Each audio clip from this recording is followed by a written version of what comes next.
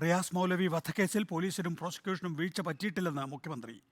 Police ജാഗ്രതയോടെയാണ് കേസിൽ ഇടപെട്ടത്. പ്രതികൾക്ക് അർഹമായ ശിക്ഷ സർക്കാർ ഉറപ്പാക്കാൻ ഇടപെടുമെന്നും മുഖ്യമന്ത്രി പറഞ്ഞു. ഇവിടെ മതസ്പർദ്ധ വളർത്താനുള്ള കുറ്റകൃത്യമാണ് നടന്നത്. ഇക്കാര്യത്തിൽ സർക്കാരിനോട് കുറ്റപത്രത്തിൽ ചേർക്കാനുള്ള അനുമതി തേടി. അപ്പോൾ മതസ്പർദ്ധ വളർത്താനുള്ള കുറ്റകൃത്യമാണ് നടന്നത് എന്ന് ബോധ്യമുള്ളത് കൊണ്ട് തന്നെ സർക്കാർ അതിനുള്ള അനുമതി പത്രം നൽകുകയും ചെയ്തു. കേസ് അന്വേഷണത്തിലോ നടത്തിപ്പിലോ ഒരു തരത്തിലുള്ള അശ്രദ്ധയോ അമാന്തമോ ഉണ്ടായിട്ടില്ല. റിയാസ് മൗലവിയുടെ ഘാതകർക്ക് അർഹമായ ശിക്ഷ ഉറപ്പാക്കാൻ സർക്കാർ പ്രതിജ്ഞാബദ്ധമാണ്. അതിനായി നിയമത്തിൻ്റെ എല്ലാ സാധ്യതകളും തേടുമെന്നതാണ് പറയാനുള്ളത്. RSS പ്രവർത്തകർ പ്രതികളാകുന്ന കേസിൽ നിരന്തരം വീഴ്ച സംഭവിക്കുന്നുവെന്ന് സമസ്ത മുഖപത്രമായ സുപ്രഭാതം വിമർശിച്ചു. AK അഭിലാഷ് വിശദാംശങ്ങളുമായി. അഭിലാഷ്, എന്താണ് സമസ്തയുടെ മുഖപത്രമായ സുപ്രഭാതത്തിന്റെ വിമർശനം?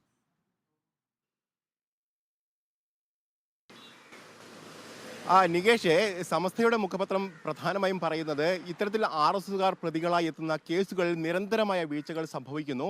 പല കേസുകൾ ഉദ്ധരിച്ചുകൊണ്ടാണ്, അത് P ജയരാജന്റെ അടക്കമുള്ള കേസുകൾ ഉദ്ധരിച്ചുകൊണ്ടാണ് ഇത്തരത്തിലൊരു വിമർശനം സമസ്തയുടെ മുഖപത്രത്തിന്റെ ഭാഗത്തും ഉയർന്നത്.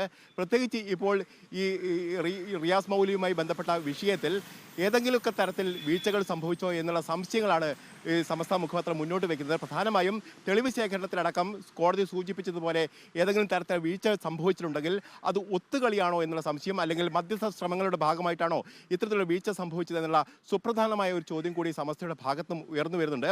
ഏതായാലും ആലപ്പുഴയിലെ കേസിലടക്കം വലിയ തരത്തിൽ ഇടപെടലുകൾ പോലീസിന്റെ ഭാഗത്ത് ശക്തമായ ഇടപെടലുമായി മുന്നോട്ട് പോകാൻ കഴിഞ്ഞു.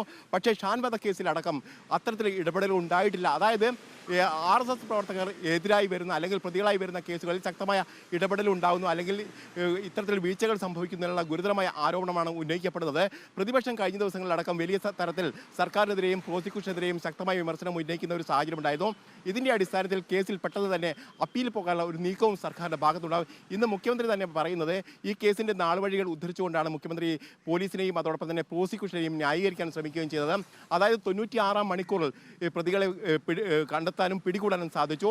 7 വർഷത്തോളം പ്രതികളെ റിമാൻഡിൽ കിടത്താനും കഴിഞ്ഞു. അത്തരത്തിലുള്ള ശക്തമായ ഇടപെടലാണ് പ്രോസിക്യൂഷന്റെയും പോലീസിന്റെയും ഭാഗത്തുണ്ടായത്. അതോടൊപ്പം തന്നെ വാദിഭാഗത്തിന്റെ ആവശ്യപ്രകാരം ശക്തനായ ഒരു ക്രിമിനൽ ലോയറെ തന്നെ പബ്ലിക് പ്രോസിക്യൂട്ടറായി നിയമിക്കുകയും ചെയ്തു. ഇത്തരത്തിൽ ശക്തമായ ഇടപെടൽ സർക്കാരിന്റെയും പ്രോസിക്യൂഷന്റെയും ഭാഗത്ത് നിന്ന് എല്ലാ ഘട്ടത്തിലും ഉണ്ടായിട്ടുണ്ട്. ഇപ്പോഴും പ്രതികൾക്ക് ആവശ്യമായ അല്ലെങ്കിൽ അവരെ കുറ്റം ചെയ്യുന്നതിൽ ശിക്ഷ ഉറപ്പാക്കുന്നതിനുള്ള നടപടിക്രമങ്ങളുമായി പോലീസ് മുന്നോട്ട് പോകും. സർക്കാർ അതിന് വേണ്ട പിന്തുണ നൽകുമെന്നുള്ള കാര്യമാണ് മുഖ്യമന്ത്രി കൂടി ഇപ്പോൾ വ്യക്തമാക്കുകയും ചെയ്തത്. നികേഷ്, AK അഭിലാഷാണ് വിശദാംശങ്ങൾ നൽകിയത്.